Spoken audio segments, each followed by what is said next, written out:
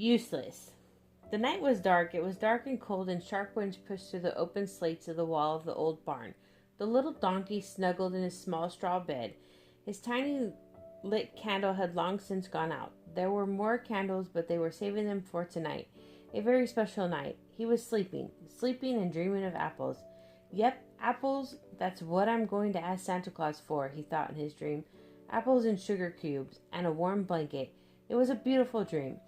Sadly, mornings come and fade, and the cold light of the dawn approaches. Eustace sprang out of bed the moment he woke. He's always so cheerful and hopeful that a new day will bring something wonderful.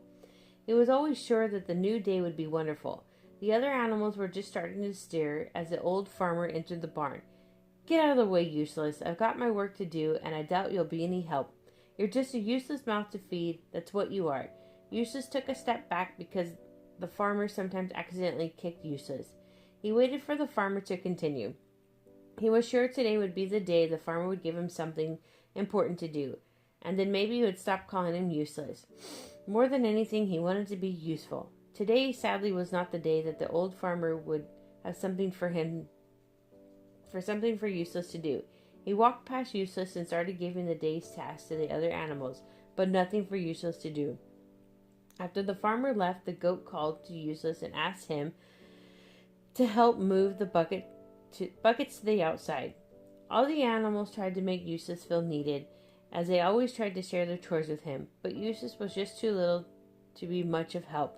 Besides, it was the farmer that Useless wanted to make proud. The sad truth of the matter is that Useless was small for a donkey. In fact, he was small for a dog. He was maybe the size of a big cat. Useless was just tiny, that's all it was to it.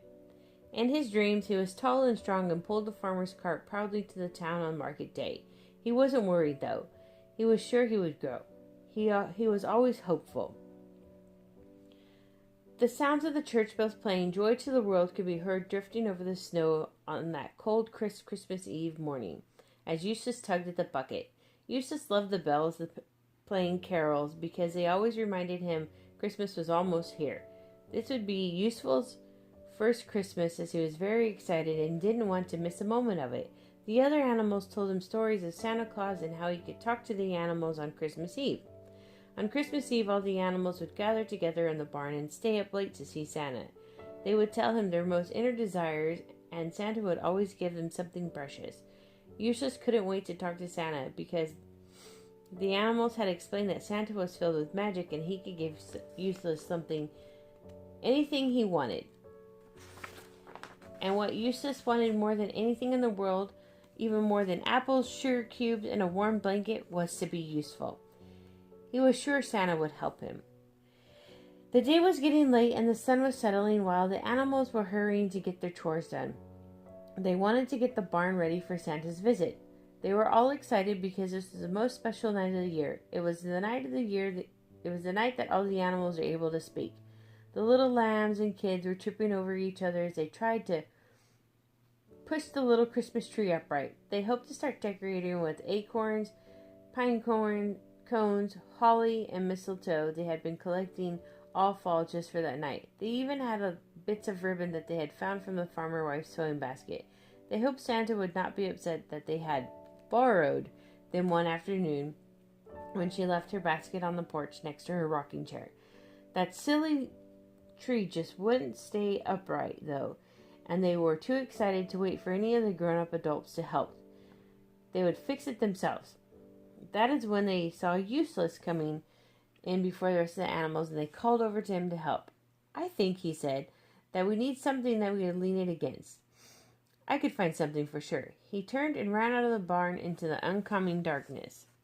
In the meantime, all the other animals started returning to the barn after their many chores. The festivities were about to start. Everyone was excited, and they hustled about getting things ready for Santa. They knew Rudolph would be flying him in from the North Pole at any time, and they wanted everything to be perfect for his visit.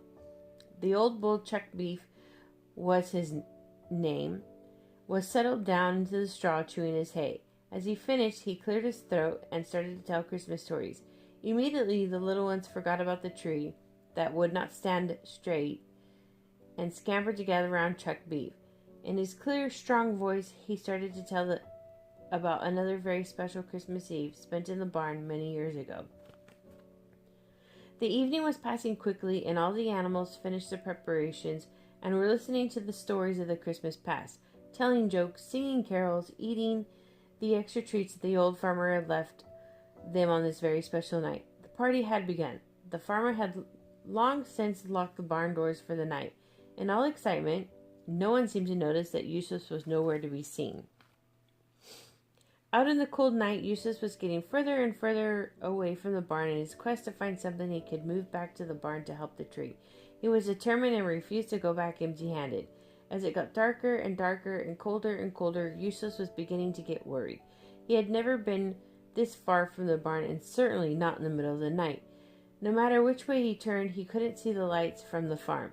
He should have been in his little straw bed, dreaming of Christmas and Santa, or dancing and playing with the other kids. He was going to miss everything. As if things couldn't get any worse, it started to snow. And then the magic happened. It was snowing, and everything was so beautiful he forgot his predicament and just sat down and watched in wonder as the world around him changed into a fairyland. The snow twinkled as it fell on the ground like fairy dust. He could smell the snow, and it smelled wonderful. He imagined that he was in the North Pole with Santa and the elves. I bet they have a polar bears there.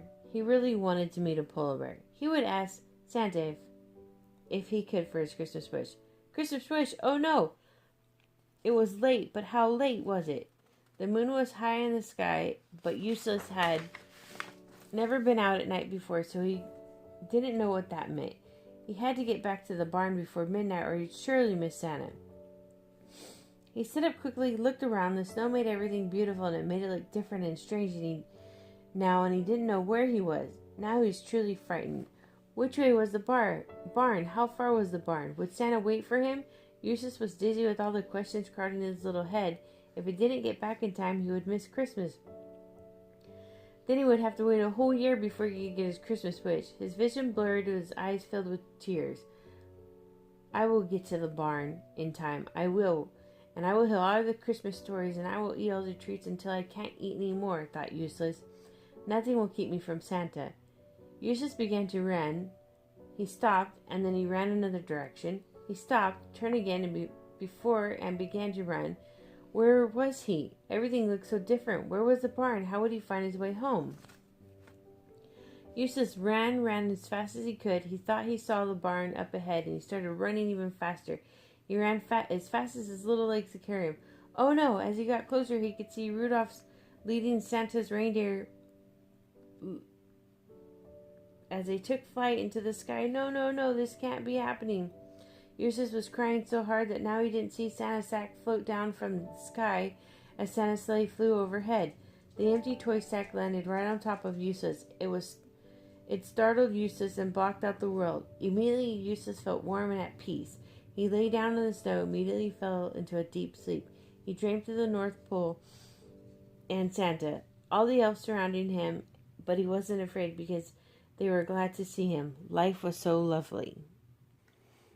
Up in the sky, Santa headed home after his last stop at the old farmer's barn.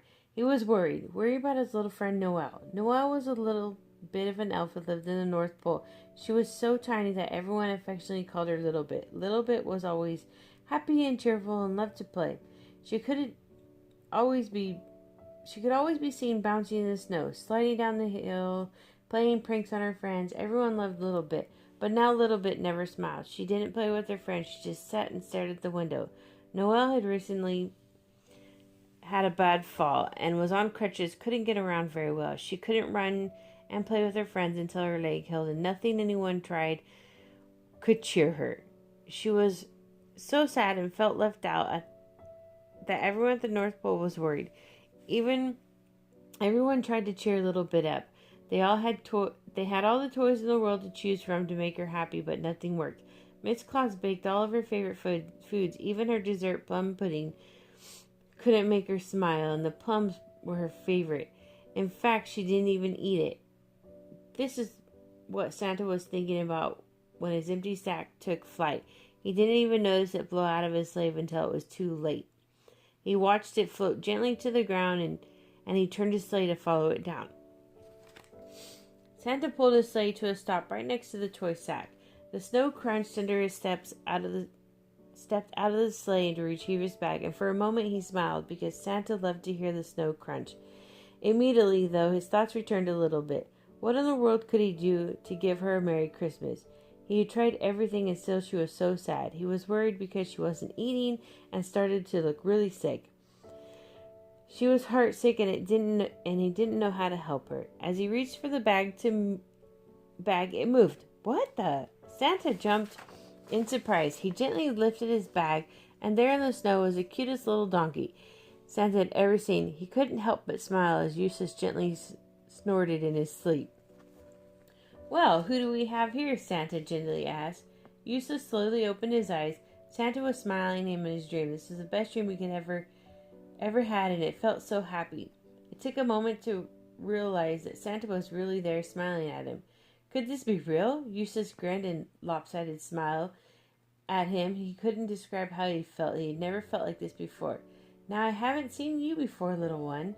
What are you doing out here in the dark all by yourself? My name is Eustace. I was trying to fix the tree, and it got dark, and the snow came down, and the farm disappeared, and I ran home, and Rudolph took you away, and then the red blanket fell on my head. Eustace took a gulp of air and continued when Santa said, Whoa there, little donkey. I think I get the picture. Santa immediately recognized a gentle soul in the little donkey's eyes. Now, who gave you the name Useless anyway? Eustace told him about the farm that he lived on, and Santa frowned. He immediately smiled, and a thought came into his head. Well, little one, I think it's time we changed your name. I have a very big job for you. Eustace stared at Santa and continued to smile his big, goofy smile. I have a very special friend at the North Pole who needs you very badly. Santa continued to tell his story. Eustace's smile got bigger and bigger. Someone needed him. He felt that his heart would explode with happiness. Santa gently lifted the little donkey into his sleigh. In the blink of an eye, they were off in the wind. It was so exciting that Eustace couldn't sit still. He stretched so far out over the side of the sleigh to see what was ahead of Santa, to grab him a time or two so that he wouldn't fall. Santa smiled at the little donkey as he got his first view of the North Pole, and if Eustace had been a dog, his tail would have been wagging. Santa thought his face was surely split if his smile got any bigger. Soon they were landing in the middle of the square, and everyone, elf, reindeer, magical creature, ran out to meet them. Santa lifted the little donkey high and said, This is useful. He is going to join us here at the North Pole. Everyone cheered. Now, where's my good friend Noel? Santa asked. Noel's dad carried her outside where Santa had placed Useful on the ground and gently placed his daughter on his back. Noel couldn't control her smiles and giggles. Useful was just the right size for the tiny little elf. Little bit, here you are. Here are your legs until yours heal. I hope you will be lifelong friends. Useful looked up at Santa with all the love in his heart could hold shining in his eyes. He was home, and he was right. That the day did bring something wonderful. It brought lifelong friends and who could love, and who could always love him. Now he was useful. The beginning. There's an epilogue.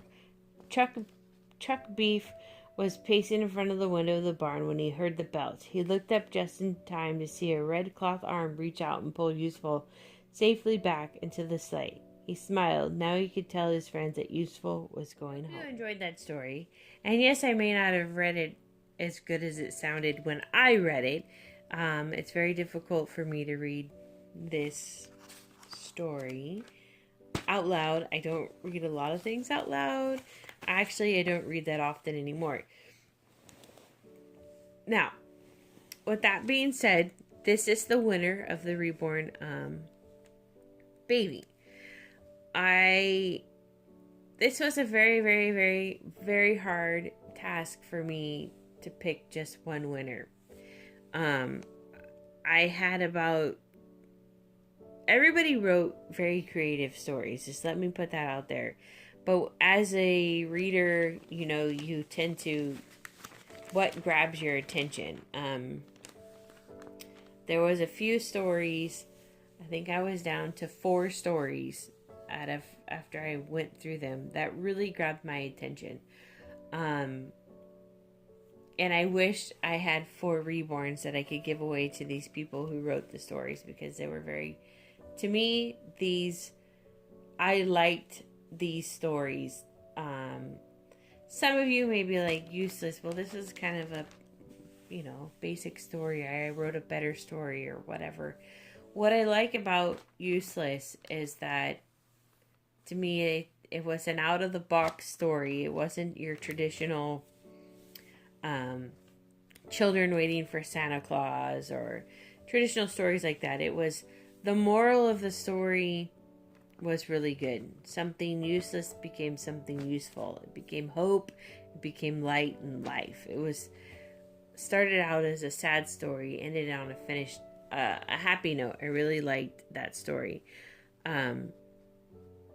The 3 stories that, well, the 3 that right now that I process of elimination, there was another one, a really good story. It was about a homeless boy, and I really, really liked that story too.